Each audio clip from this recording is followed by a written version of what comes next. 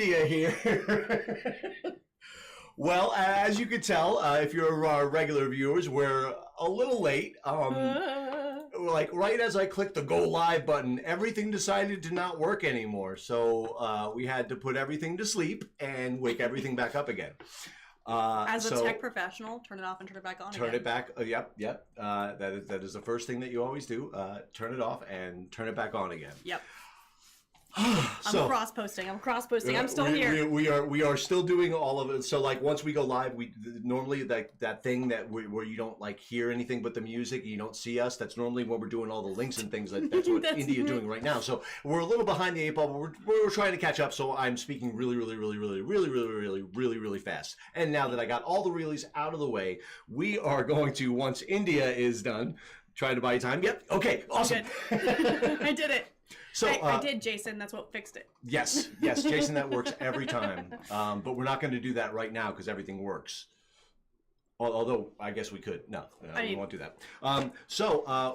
Get back in a position here. Our original plan was here we go. Well, we'll put this up. So this is I don't know those of you who know this. So we haven't gotten our macaroni button yet, but we have some updates to put on this. So go ahead and throw those up there, India. Oh boy.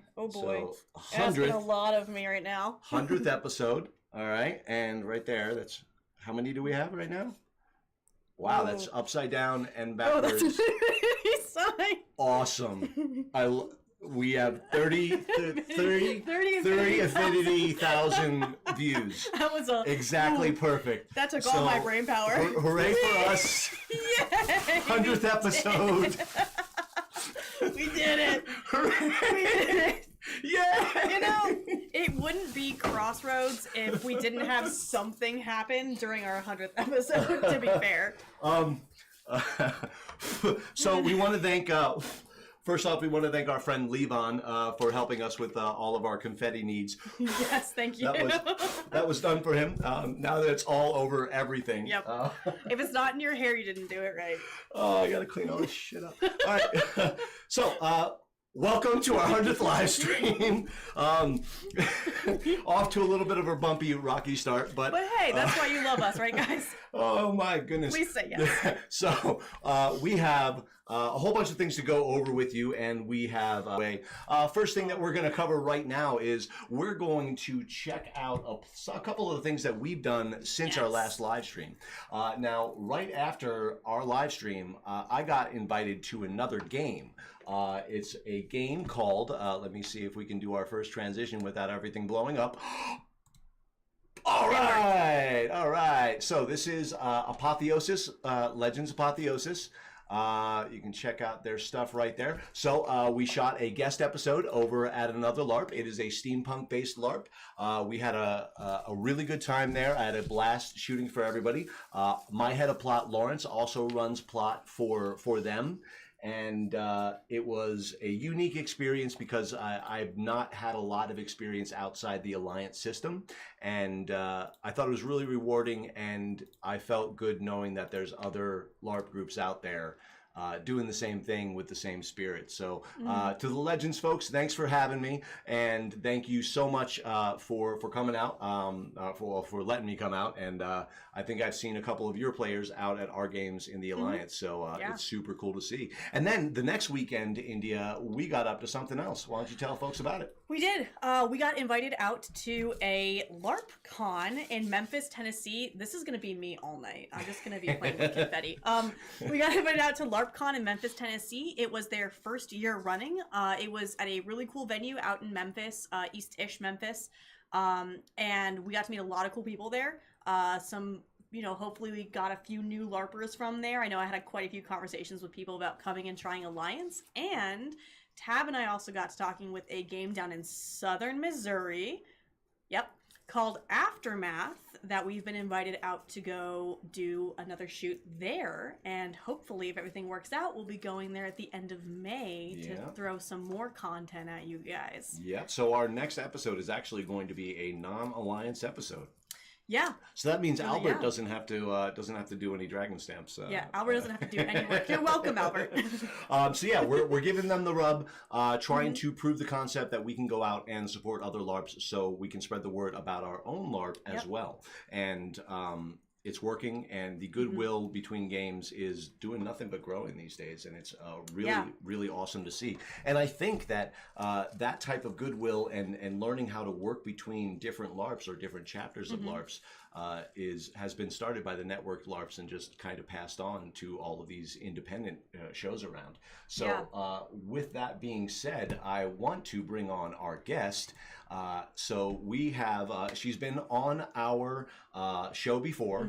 She's a good friend of ours. She's hosted us up in New Hampshire before, and she's a wonderful person. She has her own YouTube channel called Healthier Heroes. Yes. Check her out and give a warm welcome to our friend Susie. Hi, Yay, Susie. Susie. Hello. All right. All right. So, Hey, Battle Buddies and Healthy Heroes. Happy to be here. Catchphrase. yeah. So, Susie, you got a bunch of stuff to tell us about the about the alliance. So we're gonna give the stage up to you, and then we're gonna have some conversations about stuff. So take it away, Susie. Oh, sure. I am happy to be here. Thank you also, first of all, for doing what you do with your YouTube channel and your traveling around and filming everything, spreading the good news of LARP to everyone. Whoopsie, Carol. Well, thank you very much. I know making content and traveling as much as we do as LARPers can sometimes be a thankless job, so I want to start with that. Thank you, Chad. You are doing great stuff. Your channel's really cool. For my part, I'm involved in a couple different projects in the LARP world. I have, like, on the smallest scale is my own personal project, which is Healthier Heroes, and then my local chapter is New Hampshire, and then even nationally, I'm on the Publicity Committee. So I'm going to just touch base with little updates for each of those realms that I work on. And so for Healthier Heroes, we're in springtime right now, which for New Hampshire, that's the beginning of our LARP season. We tend to run around May to October-ish. And so every spring for the 3 years that I've had my channel, I've been into the idea of spring drills, like getting ready for the season, freshening up, getting back into shape, because if you haven't swung a buffer all winter, it might be a little rusty, don't want to hurt your friends with your bad accuracy or whatever. So check out Healthier Heroes to see my annual spring drills. They will be coming up very soon, but the thing that I'm posting this week on Friday is the last of my nationals video reviews, and what we have is a long one. It's like a half-hour video that's just like a video diary, like a journal of behind the scenes of what I experienced going all the way down to Tennessee to your game, and it's really fun. It includes a whole like a site tour in and out with some really cool little behind the scenes peeks. So that's what I'm doing on my own level. And then in regards to my chapter up in New Hampshire, I write for them. I like to help like as a community manager for them. And our opener is May 24th, that weekend, May 24th. I'd love to see everyone there. You might have heard from us last year that we had to postpone and reschedule a few of our events in the middle of the year, and we had this big old rain relief fundraiser, because just the way the land works at our site in Unity, it's like a bit of a valley, and like we had snow there in April this month, and it just takes a long time to dry out there, so we actually have experienced some flooding. But with our amazing community and last year's efforts, the rain relief fundraiser that we did, you guys helped promote it, and a lot of you guys donated. We got truckloads of gravel. We have boardwalks and new support structures on our paths. We were even able to go above and beyond, clear out more fields, and do significant like stump grinding and like getting flat, level ground in a lot of our battlefields. And all of this stuff has happened since you last visited us. So the episode that you just posted, Tab, last week, that was our April event last year. That was, and even that day was a little bit drizzly. Yes, like, it was. Probably is why cameras were a little funky then. We were all getting rained on. And that was just the tip of the iceberg, because then it rained for like 2 months straight after that. But so since you've been there, all of the rain relief fundraising has gone into upgrades for the site, and it's really exciting that we're coming up on our opener in just about literally a month from today. Woo! So that's my chapter level involvement that I'm really excited for. The last thing I'm gonna give you all an update on at the national level. Okay, Secrets. you need to keep your eyes on all of our social media pages because we are excited to roll out in the coming months a spoiler style series gradually revealing a whole lot of new rituals that will be added to our game at some point in the near future. So I got permission from my boss on the national committee to let you guys know new rituals are coming. And we are even on our national committee doing work behind the scenes to line up all of our social medias to like cross post. We even have great people working on Discord, like a broadcast announcement channel that the individual campaigns from Alliance can subscribe to. So whenever we have national level like rules notes or updates or big events or things, it can populate out to all of our chapters because after all, we are an alliance.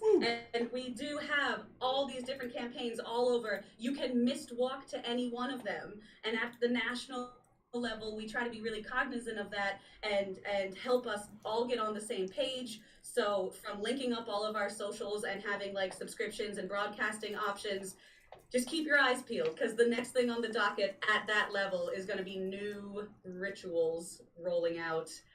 We're making that content right now.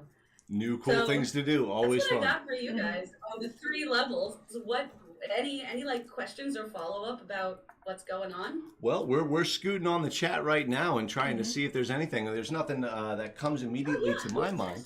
What do you have planned for your channel next?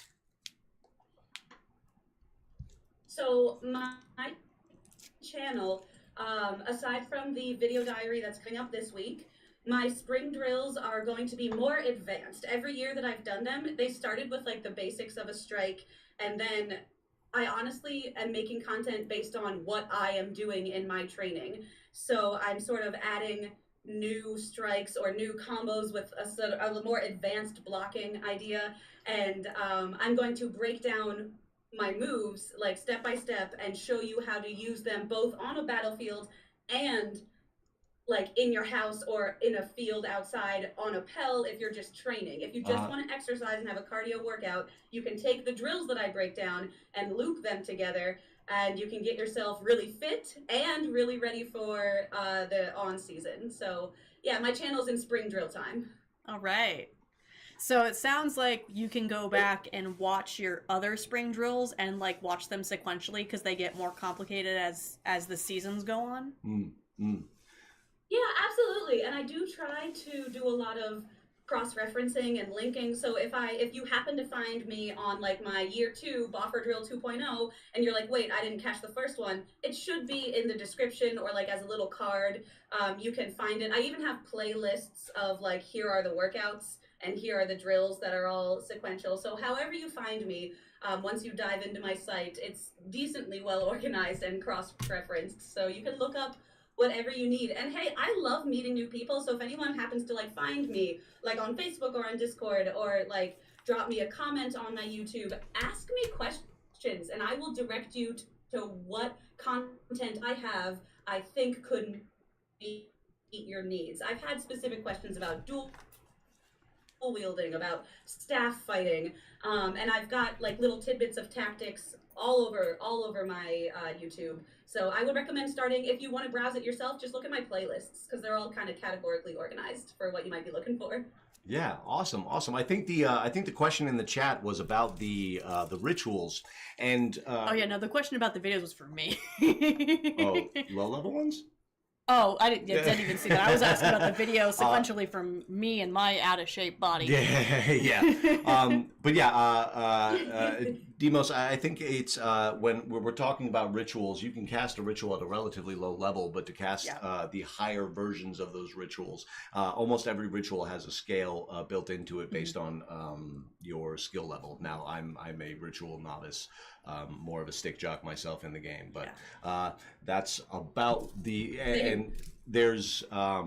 So yeah, like level is kind of a movable thing when you're talking about rituals. But we're talking about chapter hopping, and there is an excellent chapter hopping opportunity on the East Coast. And we're going to show Susie, and she'll be able to delayed reacting to some things. But we're going to give you guys a quick, it's probably going to loop a couple times while we're talking about it, but we're going to give you a quick tour, and I'm going to hope that I can do the transition. There we go. All right. All right. So, folks, this is what you guys are going to see at the Northeastern Regional event this year. It is going to be on October 11th, 12th, and 13th. And we're giving you guys just a simple thing that I just cut this past weekend. I played in the Gettysburg site, had a great time out at Gettysburg playing with all the high-end people of the Alliance at this beautiful site. So we're going to go ahead and fly through the site. I'll talk about some of the amenities, and Susie, you can join in and talk about you know, how excited we are for the regional and how cool it is for tell us your concept of the regional. Oh, I would be glad to. I am really excited. The first big event I ever went to was Nationals down in Tennessee. So I have not experienced events on this scale consistently in my decade plus of LARPing. So I'm just really thankful that I now have like the opportunity to travel a little bit more and to like carpool with friends and to figure out how to get to these big events, because they are spectacular. And I am really excited that I have the opportunity to PC this one again. I know people on my staff at New Hampshire, like writers and managers up in New Hampshire, are going to be contributing to this regional event. And even though I write plot for New Hampshire, that's, you know, that one's not my assignment, so I get to PC it. So I'm going to be Nakujo. I'm going to have my camera. I'm hoping to have a whole nother experience similar to Nationals, where it's just so many new people and new friends and new things to learn about how to fight, catching it all on video and then doing like little analysis reflection videos afterwards. I'm really looking forward to it. Awesome. Well, so are we. I know that I'm going to be making it up there to shoot. I have not decided whether I'm PCing or NPCing. I think it might be cool for me and Susie to PC together and maybe do a. I was going to say we should PC, shoot. do a double shoot, because then you and I can both PC with Susie. Yeah. And we just have two cameras staring at each other the entire time. What does it look like for two scouts? We just circle each other forever. Can you imagine that, like, if you were PC? Yeah, just having the two point of view GoPros, just like, yeah, this is how you tornado. This is what scouts do. It'll be great. And Mandy just said in the chat that all of those cabins are 10-person cabins. They have electricity. We just saw the bunks in them. Right now, we're taking a look at the kick-ass facilities. Obviously, I did not go into the other side of the bathrooms, and this was before everybody showed up, so nobody's pooping in there or anything. But as you can see, the lights are automatic. They come on. And yeah, super clean facilities. They have a bunch of bathrooms. This is the main bathhouse of their site. And then each of the main module building has a bunch of bathrooms in it, as does the tavern, which you'll see here. Yeah, as Jack said, over 120 people sleeping on site, plus those that are going to hotel locally. I'd love to see a 150-person game on that site. I think that the team that's coming together and coalescing can easily get it. And 50 people per chapter is a little high if you're going with 3, but you have some friends down south that are going to try to bring up a bunch of people. So here we are, and we're hoping to come up and check out this gorgeous site. So while we're talking about this site, I realized that I just jumped something in our own little show layout. It's okay. We're dynamic. We're adaptable. There was confetti on it. There was confetti. Yeah, it was. So yeah, Had a great time this past weekend at Gettysburg, and this is a little snippet of the wonderful site that the regional is going to be happening on, as well as the rest of the Gettysburg games. It was really cool to drive out there and to see some of the old time folks that I came up with, and you know, it was really fun filming some of the old school combat and just going up and seeing everybody's kids that are all grown up now and actually playing the game, and it's just it's very rewarding to see how things have progressed up there, and some of the costumes, as we're seeing the Kick-Ass Tavern here, we're gonna do a little dramatic walk into the tavern area. Mandy did a wonderful job of feeding everybody this past weekend, and she and that kitchen are more than up to the task of handling the regional. Because you know, even if the person puts all their heart into something, if they don't have something good to work with, they can only do so much. And you got a kick-ass person running the tavern out there, and a kick-ass facility behind it, so they're going to make some good stuff nice and fast for you guys. And I think that's coming close to the end of our reel, so I guess we can go from it back to our dual screen. Well, this is the backstage or their NPC camp, and up on top, that entire area is an open module room. And it's really cool and open, and there are just so many possibilities to do with that, and it gives them a safe, controlled, rainproof place to play. So like they have a fallback that like we don't have at Crossroads. If it's rainy, we're just kind of like, I guess we're playing in the rain. But Gettysburg has the ability to just be like, yo, we're just gonna play upstairs out of the rain. Just and that really gives them and look at this view. It's a beautiful place to go out to. It's in the middle of the gorgeous woods of southern Pennsylvania, well, central Pennsylvania, really. I'm excited because this is actually the first, Gettysburg was the first chapter I ever traveled to, and it was on this site, actually, like 8 or 9 years ago now. So I'm excited to go back to this site and probably almost die again. Yeah, looking forward to it. So we'll just segue away from this. I think segue away. We got Susie back. Actually, we can run the promo again. So Susie, we wanted to, now that you're here with us, we'll run the promo so we have something visual to look at. We wanted to all discuss something that we're starting to see and had seen over the years used in LARPs. It's like a flag system. It is essentially a backstage or NPC camp. Let me get out of this so we can discuss this in large format. Anyway, so your NPC camp puts up a code, be it a green flag, a green light, a orange banner, or a guy coming out waving a battlement. I've seen it done a lot of different ways.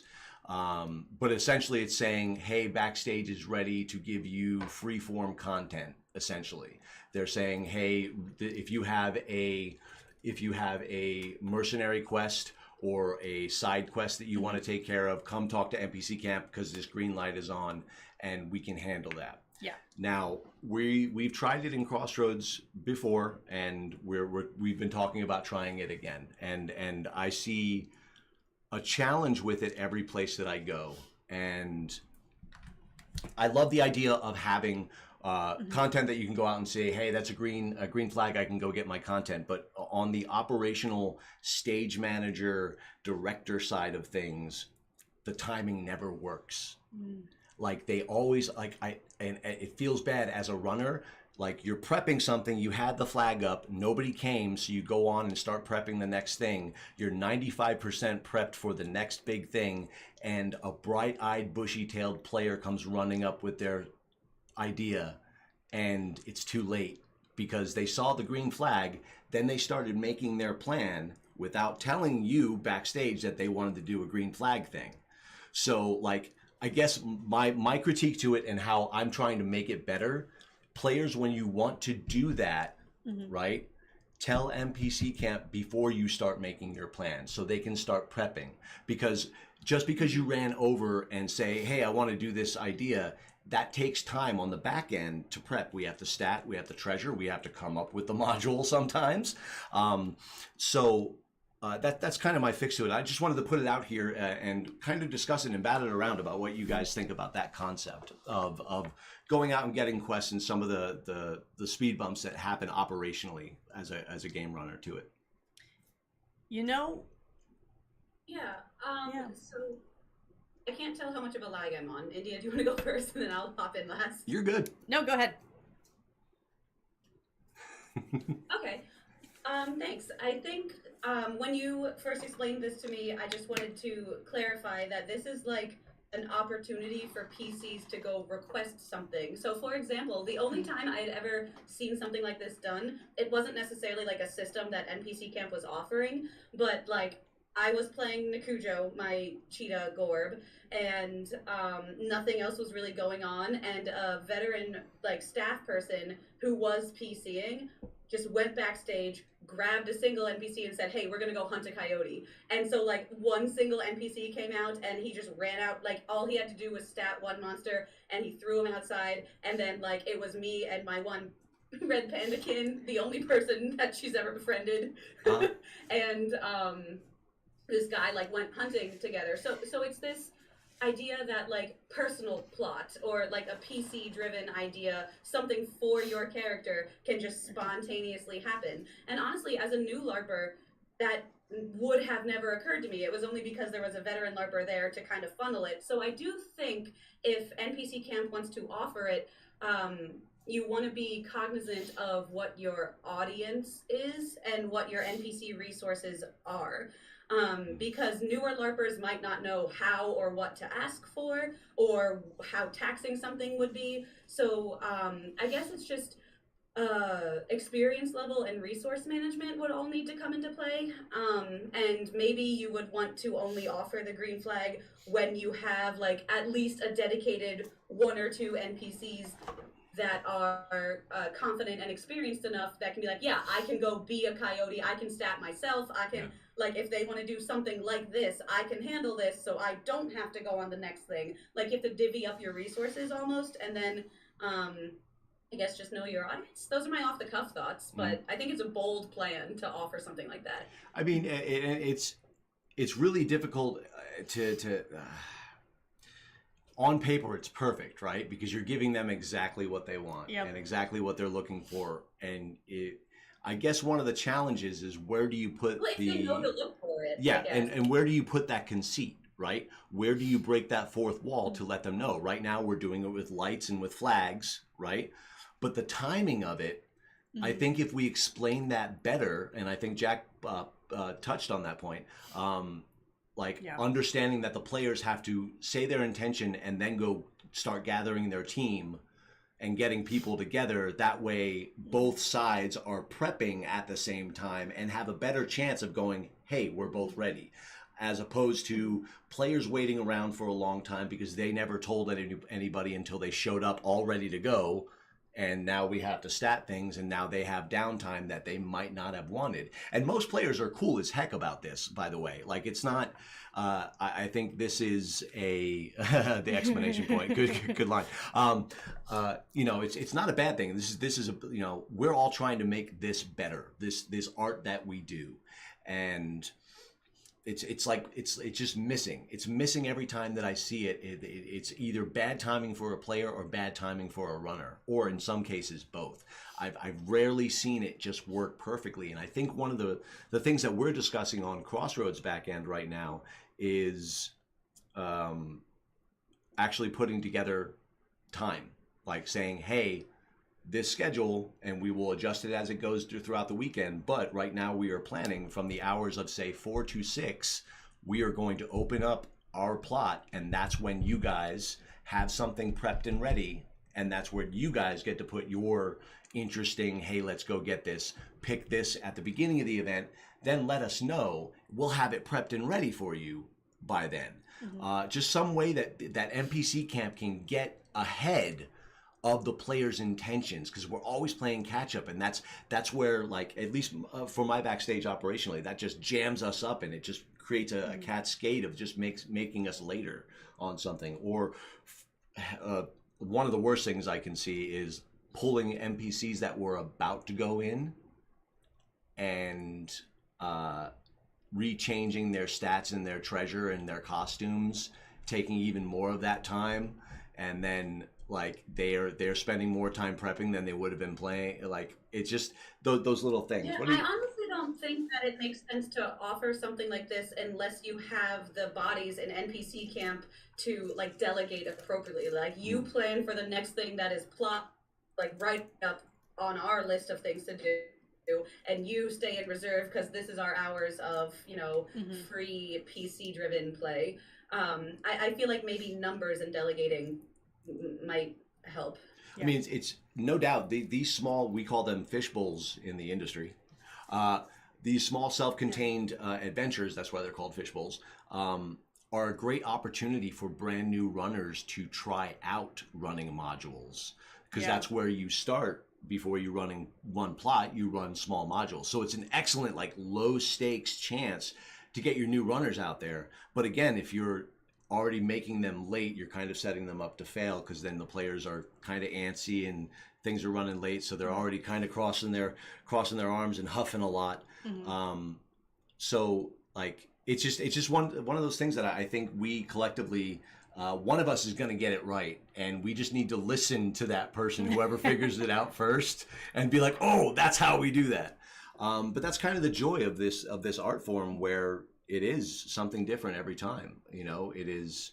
I was having a conversation. Dynamic and communicative. Yeah, I was having a conversation about LARP with somebody this week, and I told them that this is one of the only places where you're actually getting new content in our lives. How many things on even YouTube right now are reactions to other things or reviews of other things, right? LARP happens right there, and it's different every single time. That's why I'm not so worried about putting out these videos and ruining the surprise for people, because it's going to be different when you go there, right?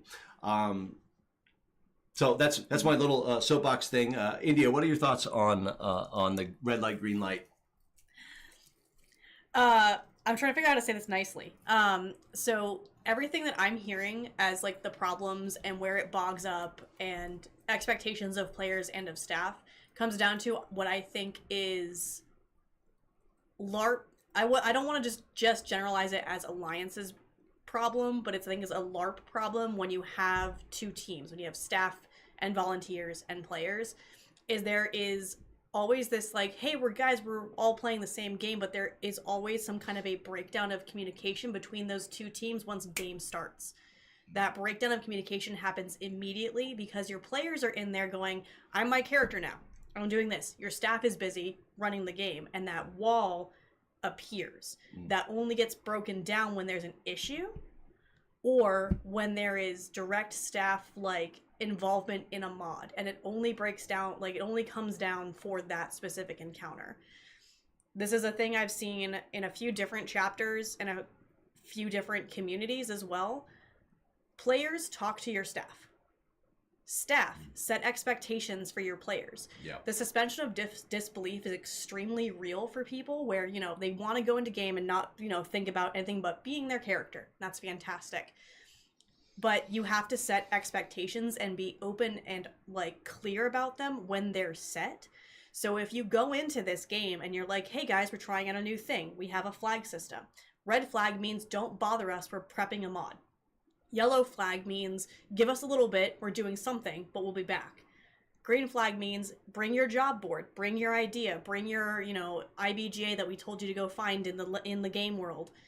And that's where the talk to your staff comes in. Go in, say, hey, I have this thing, can I do this now? And then everybody has time.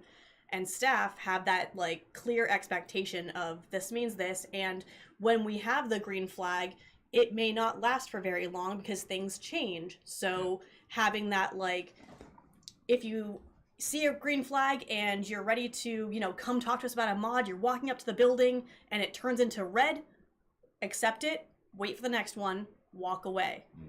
Or if it's something you really want to do, you know, reach out to them in between games. Write an IBGA. Just, you know, communicate with your staff so that they know how to write the games for you. Yeah, and I agree. It's a good point. Very good point. I also saw in the chat the idea of a floating plot marshal. Now that is great when you have extra plot people. Yeah. It really depends on the size of your Those game. are real? Right? So, Crossroads has, I would say, a mid-range game right now, and we have 4 or 5 people on our plot, all at different levels of involvement. So, yes, I could probably have either a senior person with a radio keeping an eye on things and saying, send it there, do it there. But there's always a chance when you're getting, if you're not ready for that, and when you give responsibility to somebody that might not necessarily get everything, and that happens when people are new at this, at running. You gotta learn. But and I think these small fishbowls are the great area to do it, because if you screw it up, it's not the end of the world, literally, in some cases. Sometimes literally, yeah. And honestly, India, I really love what you say about setting expectations of communicating across that wall, because when I was a new LARPer, I'm actually probably one of the few people who started as a PC, like 15 build back in the day, level 1. I did too. PC first event. And like, that's not so common though, right? Because we always advise for people to NPC first, like get a feel for what the combat is like, what character you might want to build. And it's great advice to do. But for me, I didn't do it, and I was really thankful, because that let me stay immersed in this totally fantasy world that I had no clue how it was run behind the scenes. And like, I didn't realize that players could have that degree of agency or pursuing something of like their own volition and their own creative ideas. Like, I would contribute a lot of IBGA stuff, but it was always piggybacking and like researching off of something that was given to me. So like, once you NPC or once you become a writer and you start to get more experienced with what is going on like behind the curtain, I think for me at least, it was a big learning experience to realize that the people who are writing plot and running games and NPCing these events, like, they are happy and eager to hear from the PCs. Like, I will take your ideas, thank you. I have my own ideas for what I want to write, but I will also take your ideas. I want to meet you where you are. I want this communication to be more back and forth. And I don't necessarily think it has to spoil the mystery of what's behind the curtain, just to encourage more communication and that expectation of like a flow of creativity back and forth. So I just think that concept of communicating across the wall is a big deal, especially for people who don't have experience doing the backstage stuff. Yeah, and I think that's where my aggressive, passionate, like, talk about this comes from, is because I also started my first game as a PC, and I didn't NPC for years. I NPC'd my first game, I think... It was like 2 years for me. Yeah, I think it was like 3 years for me. I did never NPC'd a game.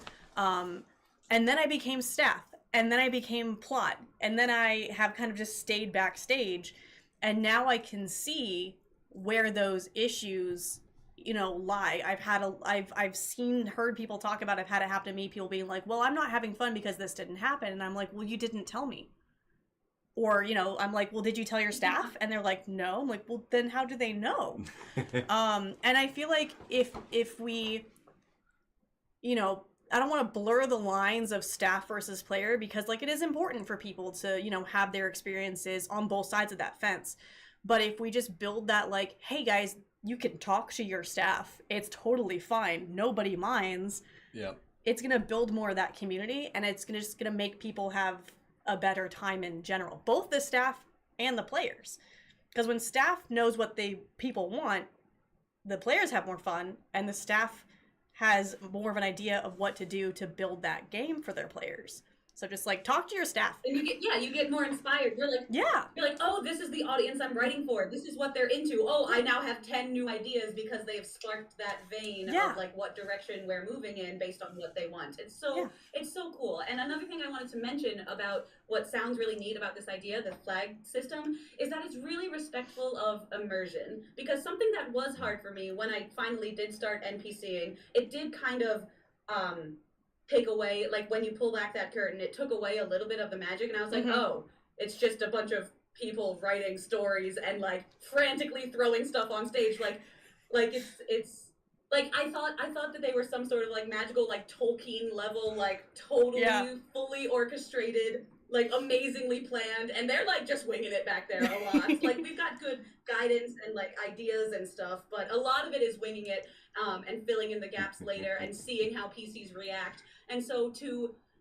realize that it wasn't like I'm not so different. Like I wasn't some like novice, know nothing, and they weren't like JRR himself crafting this amazing world. It did like it did something to the magic and something to the immersion for me, such that I need to take a little bit longer to like get on my side of the fence when I'm PCing to like really enjoy immersion the same way I did as a brand new LARPer, which I think is a common phenomenon. Like the newbie magic is an amazing place to be, and it'll wax and wane as you have new experiences. But getting that immersion back as a PC, I think the flag system respects that a lot, because you don't necessarily have to like come out in a white headband and say like, hey, here's an announcement, pause the game, hold time out, let's talk about logistical things. Like it can be quiet and subtle, and if someone doesn't want to pay attention to the schedule or wants to stay like so immersed that they don't even organize their own plot, like they can just ignore it. Like it doesn't disrupt the flow of the world and the immersion. It's just an offer to kind of bridge that gap between the fence. It's an offer of communication, but it's fully respectful of the immersive magic of people who might not want to engage at that level even and just be in their own world. Yeah. Yeah. Awesome. Awesome. I think, well, communication is definitely the key. And thank you, Susie, so much for communicating with us tonight. I think, well, my pleasure. Yeah, I think that this was really fun, and we'd love to do it again with you. You know, come on by for episode 200, hopefully before that. Yes. Oh, I hope so. But Susie, we're gonna. Did you guys back up at New Hampshire? Yes. Yeah, we are. I'll get more footage of you in this fight. Yeah, I'm hoping to make it up there in August. It's the weekend after the NEPA Kids event, so that's kind of a back and forth for me. But I've done that before, as long as the kids event isn't completely destructive to my physical body. I don't know, man. Kids are mean. Yeah, they are. That they are. So Susie, we're planning on coming up and seeing you, and if we don't see you, then we will see you at the Northwest Regional, Northeast Regional. I was like, whoa. Northwest next year. Susie, thank you so much for coming out. And again, Susie, go ahead and tell everybody where to find you on your channel. We're going to throw the link in the chat, and we'll see you on the later. Sounds good. Thank you very much, guys. Battle Buddies and Healthy Heroes, come check me out. My YouTube site is HealthierHeroesLARP Fitness.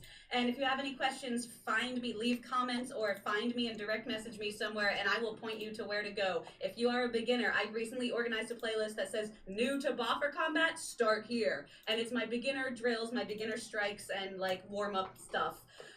So check out Healthier Heroes. Come play my game in New Hampshire, and keep eyes on the national level social media things, because, you know, we got stuff in the works at all levels. Thank you very much, Tab. Thank you, India. Bye, Thank Susie. you so much. Thank you so much. So we're going to go. Bye. All right. So we got that figured out. Okay. So now, thank you so much, Susie, for coming out. We have some additional things to get out to you information-wise. And I saw a little chat about NPCing and how games make...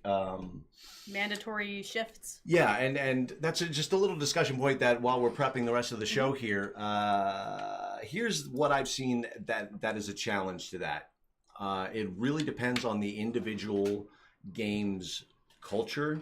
Yeah. Because if NPCing is seen as a chore, work, or something that you are forced to do, it can sometimes give the wrong experience, I think, as far as the performance from the NPCs. I think that you get better performance out of your NPCs when they are bought into your team, when they are into the production side of it, not just wanting to go win at a fight, but seeing that there's a story to tell, letting them in on the punchline that we're building up to. I think an excellent example of that is if the big reveal at our last event of Blake, oh my God, if that was ruined by the NPCs beforehand by giving up the punchline that we were building up towards then.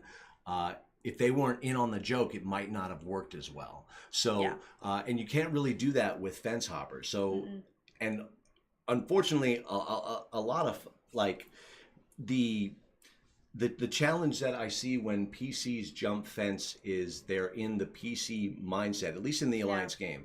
And like there was years ago at the Connecticut game, they had a whole brand new team of players with brand new players. It was their first event, and they jumped ship for the last battle.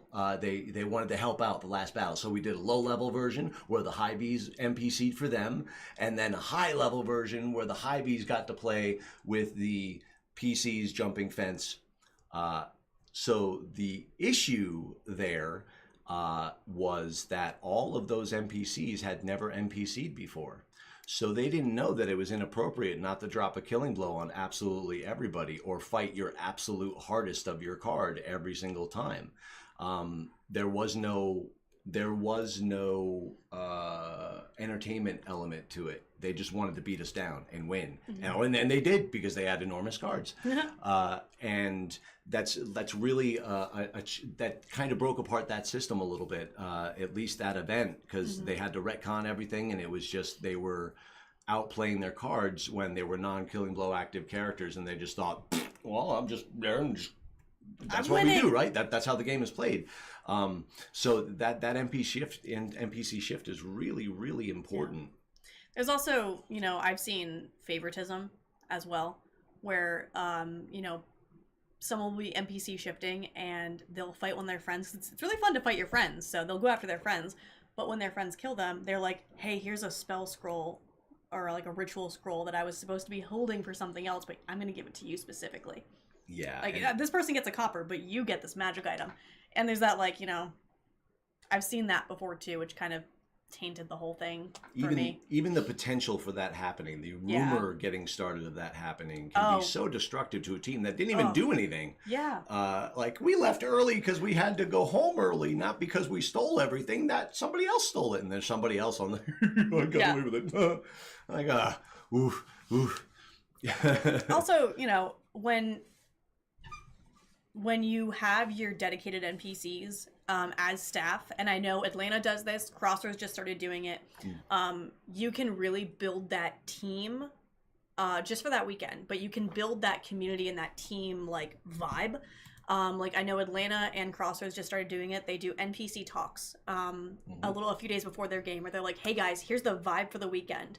And then you have some NPCs who maybe have NPC'd a few times and like, I would really like to try like a big role this time, but you can build around the NPCs you know you have when you know you have that team and you have that team dedicated for the weekend, and then they have more fun too because they feel involved, right? They're not just like, oh, go be it, which going and being a crunchy can be fun, but they feel more valued, I think. I know I do when I'm travel hopping as an NPC. I feel more valued when I'm brought into the fold and being told, here's our goal, here's what we're all going to do, and here's how we're going to do it together. Yeah, and it's the 4-hour shift and the shift concept. It also doesn't allow you to really, as a runner, maintain a relationship with anybody that comes into your camp. They kind of become changeover, and yes, you get to touch with everybody a little bit, and there's definitely an upside to that, but a lot of my recruiting is done in backstage where I observe, I see how people treat each other, I see how they play the game, and I see how they act when they get tired. Yep. You know, or hungry. Or hungry after they played the game for a little bit. So it would take a tool out of my toolbox of recruiting. And you know, Crossroads has never had an NPC ratio issue. Like, we've gotten close to We had one once, and it was for nationals. That was the only time. Yeah, and even then, we fell back on the mathematics that I always fall back on of the 3-to-1 ratio. When you break your plot team's heart by saying, nope, how many players are on that? 6, you get 2 NPCs, and you're one of them. Have fun. And that's like the ratio. If you want more NPCs, attract more players. And doing that allows us to make sure that we are giving everybody as equal a slice of the pie as we can. Yeah. So that, I mean, we have a lot of excellent thoughts in the chat about it, and by all means, we're going to keep this wonderful conversation going. This is the most active chat we've had. Yeah, it's all because of Susie. Yeah. Yeah. She is a draw. Yeah, and it's a sign of a really successful game when they start having issues with the ratio, because everybody wants to play. Yeah. And Sorry, that's when Atlanta. and that's when you start having the sign-up list. Version 1 Crossroads up in New York actually had a straight up three PC slots do not open up until an NPC has signed up to open those slots. And you could not become a PC unless there was enough NPCs to entertain with you. Yeah. And we haven't really had to go back to that since then.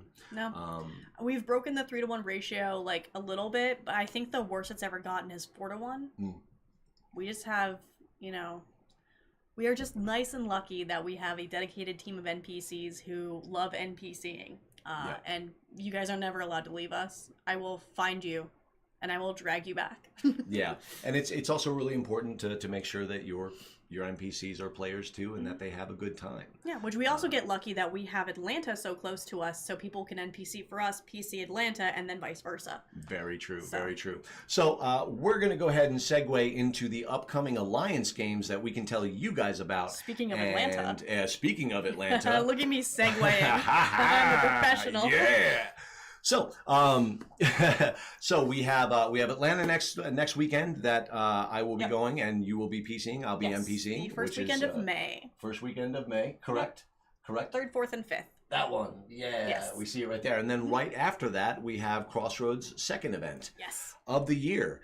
And we have some information to give you guys about that. We have some food vendor information for our upcoming Crossroads event. There we go. So we are welcoming back Backwoods Barbecue. Y'all come hungry and we'll see you soon. So these guys are super cool. They've actually plugged our live stream to their little network. Yeah. Which is super kick-ass. So this is what they are offering throughout the weekend. We are still lining up the times that they can get in and set up, and we'll get those out closer to the event. Yeah. But in our Discord, as always. Yep, this is the menu, and I will point. Oh, there it is. There, look at that. There it is. Turkey legs, y'all. That is a deep-fried smoked turkey leg. And I'm going to say this right now, and I'm going to say it again at the game.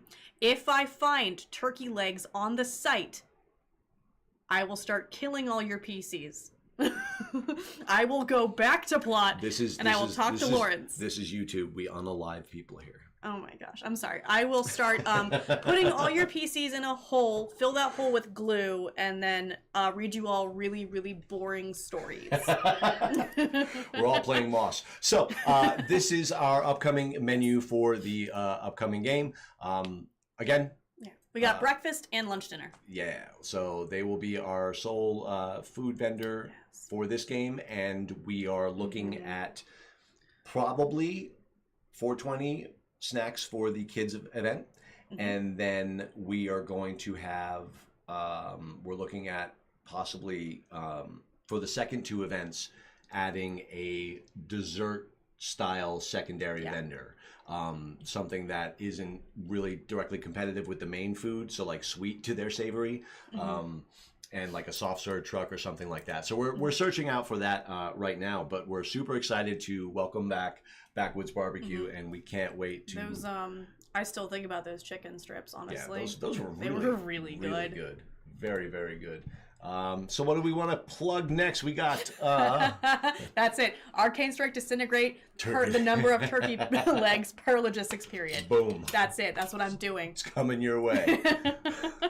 Even if it's just one, that's still too many, and it will feel like too many when you get hit with it. Yeah. All right, so I'm checking my list here. Everything's covered in confetti. All right, so we want to go ahead and plug our website right here, LARP Crossroads. It also has links to our wonderful store page, and you can see the new additions for our yes, players. the new additions are actually under accessories. If you go to accessory, oh, there they are. I show so there's everything a few. There's the See You in the Circle notebook. Yeah. The Goblin Invasion classic tee that was added last live stream, but there's also a Merchant's Guild book, mug, beanie, and bag. Yeah. Specifically because somebody told me, "Ooh, I could get a Merchant's Guild bag and use it for town loot. I see you, and I'm waiting." Do it. That one right there. Right there. There it is. Boom. Black or tan. You have color options. So black for night mods and tan for day mods. mods. Yeah, Sounds there you perfect. go. Sounds great to me. Sounds great. And I mean, there's a notebook too, so you can take town notes in it. It's got the Merchant's Guild logo and stuff on it. You said it. Very I did true. it for you. You know who you are. We also have our Patreon page. Guys, this has been one of the things that have kept the momentum of the channel going. It is the most amount of support that we're getting right now is through the Patreon, and it is again, I thank everybody who has subscribed and checked it out. We have multiple tiers, multiple levels, and it's a cool way to get merch without having to shop for it. Yep, it's true. You just get free merch when you stay subscribed for a couple months. Yep. So we have all of our members, and we want to thank all of our Patreon members. We have some new virtual reality. We're going to give you a virtual reality tour of the Gettysburg site that is in the mix, and we're working on that. And we also have a new VR fight that we just shot in Gettysburg with a national staff member's child. Is the VR cam holder. So I'm looking forward to cutting that together and showing it to the Patreons, and then eventually we will get it to the public as a whole, which actually means that, like, technically we've had more than 100 episodes for a couple episodes now. But it's no secret. Publicly, as far as you guys know, this is our 100th episode. So that's why only the Patreon members get more than 100 episodes. Yeah. So I'll I guess put it back. Yeah. So, guys, thank you so much. What else we got? We got the Patreon. We got the Patreon. Q&A. Come play Atlanta with us this coming weekend. Nope, not this weekend. Next weekend. I don't know where I am in time and space. Next weekend, come see us at Crossroads the weekend after that, Mother's Day weekend. And then keep an eye on our socials for kids event updates, because our kids event is July 6th. And there's good news coming from that, depending on how many people we get out. So yeah, we've had some kiddos come out with their parents at the regular Crossroads game. We are starting to allow pages to play the game with their parents. It went very well last game. It did. Kiddos, you did great, and there's a request from one of the little ones to rewrite his card, so he gets his very first. Oh, I just rewrite. applied that rewrite. That's pretty cool. Go forth and conquer a little Scar. Scar, come and get it. It's great to see you guys out there. We had a blast at our opener. We're going to have a blast at our second event. You guys have a blast playing the games where you are. And remember, if you want to get us out there shooting your game and giving it the rub as we can, shooting you to the moon to try to get the word out about your game, hit us up. We'll come out if we can afford it, and we'll shoot your game and do our best to make it look really, really as cool and as inviting as it is. And it is so... It's so awesome to just see the amount of people, and the more LARPs and the more LARP geists that we get into, and we're talking to some pretty big organizations these days. It's just, we're growing, and we're starting to it's kind of starting to lace itself back together from a lot of the explosions of the past. And I hope that trend continues, because I think that we are an industry that not a lot of people realize, like, how big LARP actually is, and how many there are of us, and how much, even though we all play different systems and different games, we're all pretty similar. And what would happen if we just all got together? They can't stop us all. That's very true. There's very a lot of us. And and that's it's just super cool to see, and I really I'm very encouraged by what I'm seeing out there on the road, and I can't wait to get all of the other ones out there, and we're going to see Gettysburg's next game right after ours. our game. Yes. And what else? I think California has a game out there towards the end of May. So does New Hampshire. Yeah, New Hampshire at the end of May. There's a lot of us in May. Yeah, not so many games in June. I wonder why. I can't imagine why. I can't imagine why. But guys, we had a blast tonight. Thank you so much for coming and checking out and seeing me destroy this room with so much confetti. I'm becoming a bird's nest. Finding it my next, everywhere forever. So I don't think we have anything else. Here's I got one response to a comment to one of our videos. Some feedback. And this happens every now and again. So people say, hey, encourage, put more people in more costumes and wear more costumes. And normally it's coming from Europe. Guys, you have real castles there. And a lot of you have socialized health care. Oh. So we have to pay for it if we hurt ourselves. Yeah. So that's why our games aren't as go get them as you guys. And armor and gear is expensive. And we want to be as inclusive as we can to as many socioeconomic levels as we can. Because good LARP isn't just for the rich people anymore. And man, I like the LARP that harkens back to you guys just getting together in the neighborhood with a bunch of your friends and just playing make pretend for the day. Yeah. And it didn't matter what you had, you made it up. Your first lightsaber was probably a broomstick. Just saying. So we all just use our minds as good as we can, and when we can afford the gear, we level it up. And it's cool to see it when it happens. It's actually one of my favorite things to watch is the growth and progression of a brand new player and their kit as they go along. So I hope we've made some brand new players. If not, I hope we've kept a few of the older players and reeling them back in. It was great to see you guys. Guys, we had a blast with this. We had a blast with you. Until next time, we want to let you guys know, and you let somebody know that the next best thing about LARP could be them, because this stuff is cool to do. All right, guys. Until next time, bye. 100th episode. Hooray! 100th episode. How am I going to clean on this?